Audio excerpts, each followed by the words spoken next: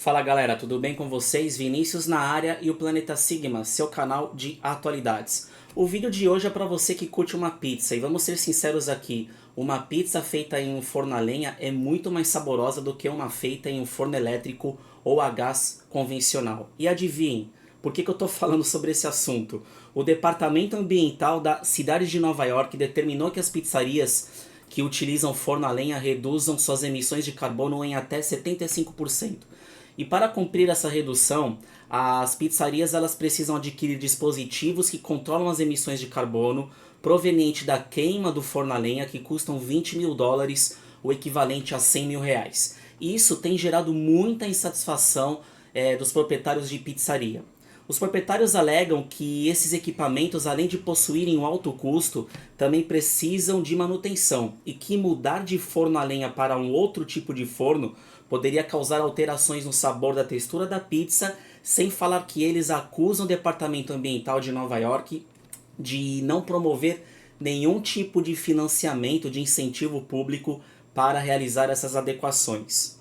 E os donos de pizzaria, eles fizeram alguns protestos na frente do departamento, mas aí vem a seguinte questão: será mesmo que as pizzarias causam poluição atmosférica?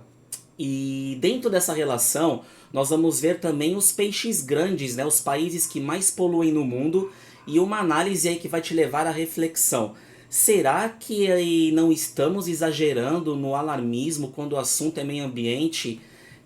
Inclusive aí, né, pessoal, para quem acompanha as situações ambientais, tem até a fala da nossa menina de apartamento aí, a toda engajada nas pautas ambientais, a Greta Thunberg, a ativista sueca conhecida por defender ações urgentes para combater a crise climática.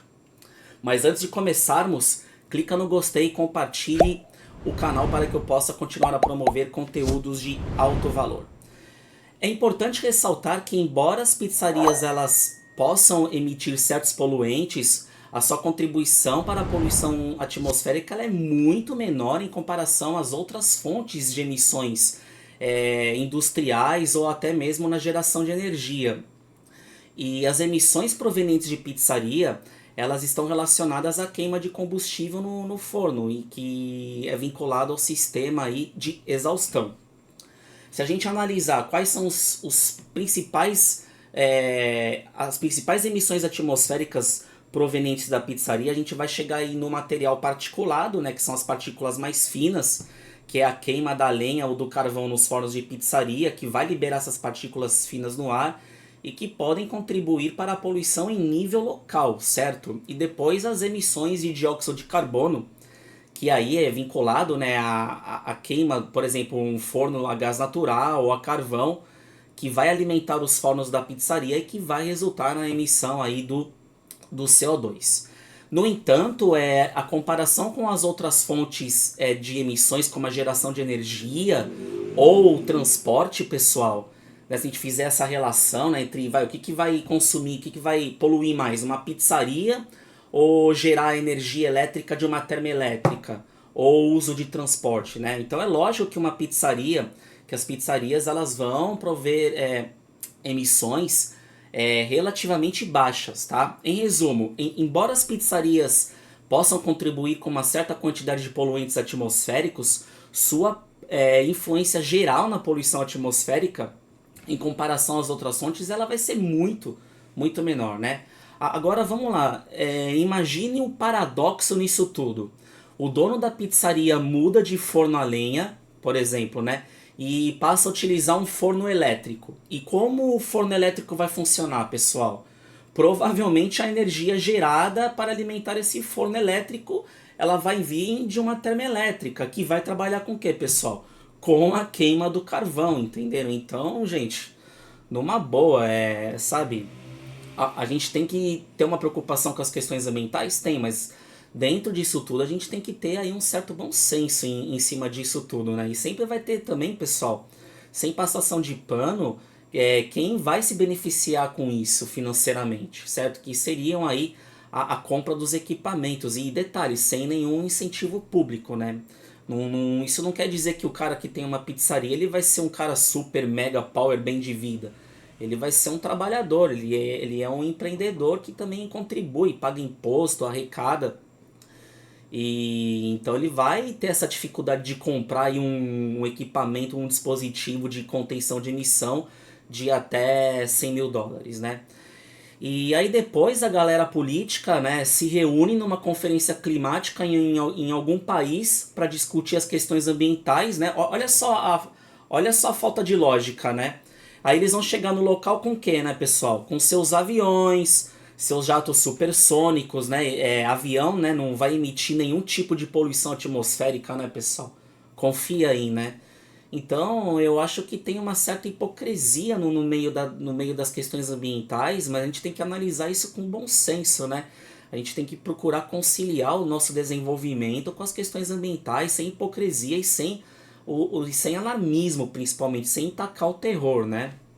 E os países que mais poluem no mundo, pessoal, em termos de emissões de CO2, dióxido de carbono e outros gases que causam efeito estufa, podem variar dependendo do ano e de dados específicos utilizados, certo?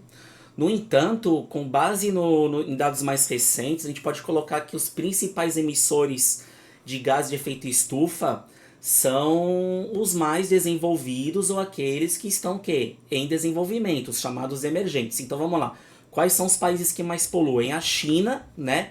Que é frequentemente apontada como o maior emissor de CO2 do mundo devido ao seu rápido crescimento industrial e ao uso extensivo de carvão para a geração de energia. Em segundo lugar, nós temos os Estados Unidos, que historicamente tem sido um dos maiores emissores de CO2 do planeta devido ao seu alto consumo de energia e ao uso de combustíveis fósseis como petróleo, carvão e gás natural. Em terceiro, nós temos a Índia, que tem aumentado o seu número de emissões de CO2, principalmente devido ao uso do carvão na geração de energia e no setor de transportes.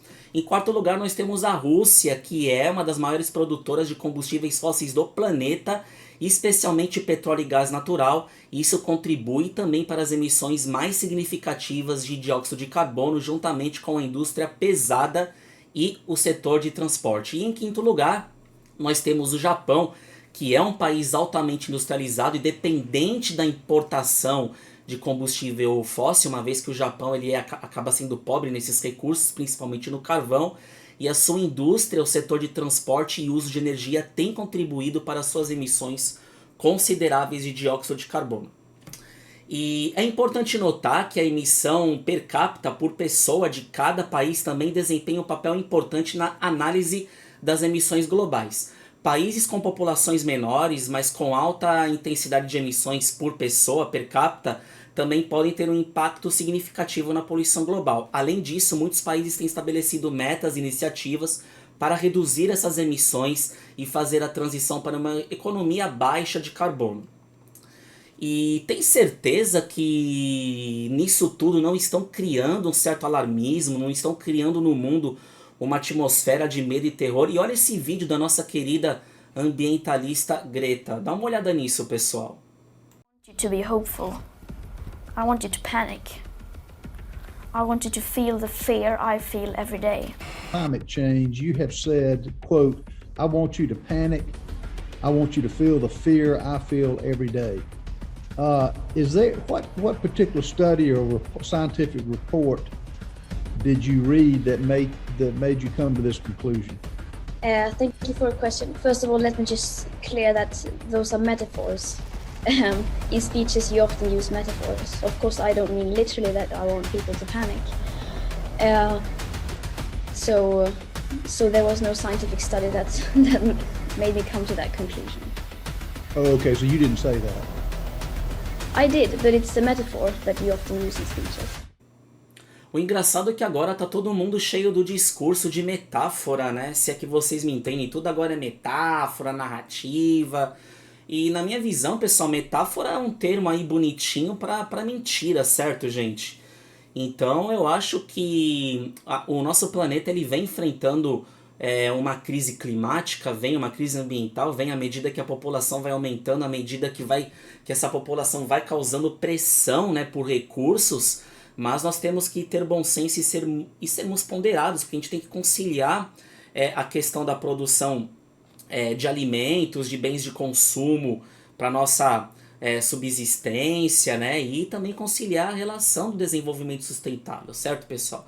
Mas comente aí o que você acha das questões que envolvem a pizzaria. E daqui a pouco, né, meus queridos, a gente não tá podendo mais fazer aquele churrasco, né?